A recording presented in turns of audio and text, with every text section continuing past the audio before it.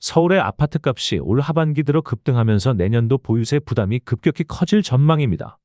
정부가 공시가격 현실화율이나 공정시장 가액 비율을 올리지 않더라도 시세 자체가 크게 뛰었기 때문입니다.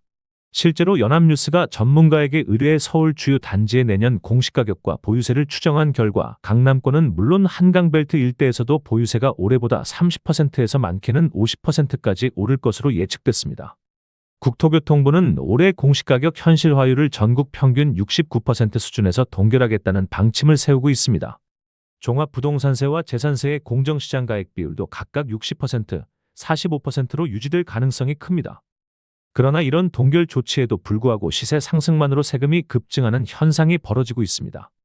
예를 들어 마포구 아현동 레미안 푸르지오 전용 84.59는 시세가 25억 원까지 올라 올해 공시가격 13억 3,800만 원에서 내년에는 17억 6,053만 원으로 약 31% 상승할 것으로 추정됐습니다. 이에 따라 보유세도 299만 6천 원에서 416만 2천 원으로 약 50% 오르게 됩니다. 성동구 옥수동 레미안 옥수리버젠 전용 84.8 역시 공시가격이 올해 13억 6,400만 원에서 내년 18억 4,300만 원으로 35% 상승하면 보유세는 256만 원에서 353만 원으로 50% 증가합니다. 성동구 왕십리 텐제일 전용 84.9도 공시가격이 11억 7,900만 원에서 13억 4,740만 원으로 14% 오르면 보유세가 226만 원에서 279만 원으로 30% 뛰게 됩니다. 초고가 아파트가 몰려있는 강남권의 상승폭은 더 극적입니다. 대치동 은마 아파트 전용 84는 올해 공시가격 20억 4,700만 원에서 내년 29억 9,740만 원으로 약 46% 상승할 것으로 예상돼 보유세가 세부담 상한선까지 올라 1주택자도 1,000만 원대 세금을 내야 할 것으로 보입니다. 잠실 주공 5단지는 공시가격이 23억 1,300만 원에서 33억 3,700만 원으로 44% 상승하며 보유세가 867만 원에서 1,260만 원으로 뛰게 됩니다. 이렇게 세부담이 상한선에 걸리면 추가된 세액은 3년에 걸쳐 분납해야 합니다. 반면 강남권 외의 중저가 단지는 상승폭이 상대적으로 적습니다. 예를 들어 서대문구 북가자동 DMC 레미안 이편한 세상 전용 84는 시세가 오르며 내년 공시가격이 8억 5,800만 원으로 올해보다 13% 증가할 것으로 예상돼 재산세가 105만 원에서 116만 원으로 13.5% 상승하는 수준입니다. 정부는 올해 강남을 중심으로 한고가 아파트뿐 아니라 마포, 성동, 용산 등 한강벨트의 준고가 단지까지 보유세 부담이 급증하는 상황을 고려해 내년도 공시가격 현실화율을 유지하겠다는 입장을 내비쳤습니다.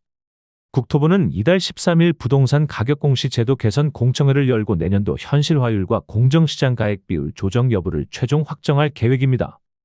다만 정부가 종부세 공정시장 가액 비율을 현행 60%에서 80%로만 높여도 상황은 급변합니다.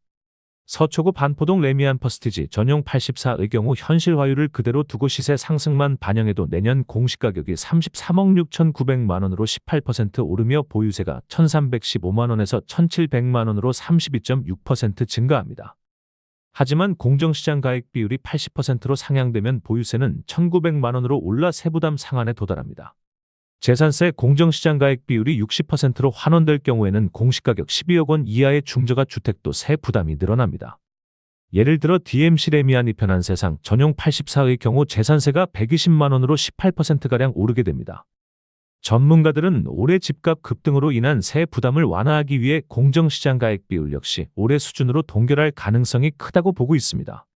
그러나 10-15대책의 효과가 미비하거나 집값 상승세가 이어질 경우 정부가 고가 주택 중심으로 종부세 공정시장 가액 비율을 상향 조정해 세 부담을 높일 가능성도 배제할 수 없습니다. 결국 내년도 보유세는 현실화율이나 공정시장 가액 비율이 변하지 않더라도 시세 상승만으로 크게 오를 것이며 특히 강남 용산 성동 등 한강변 핵심 지역의 고가 아파트들은 대부분 세부담 상한선에 근접하게 될 전망입니다. 이는 공시가격 상승이 단순히 세금뿐 아니라 건강보험료, 기초수급 자격 등 67개 행정 영역에 영향을 미치기 때문에 사회 전반의 파급력이 큰 사안으로 이어질 가능성이 큽니다.